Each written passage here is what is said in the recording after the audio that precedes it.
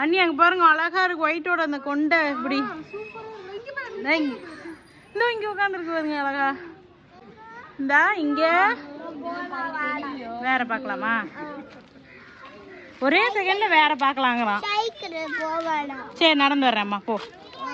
போச்சு பனானா சாப்பிடுமா எடுத்துட்டு வந்தியா பனானா அப்புறம் எப்படி கொடுக்கறது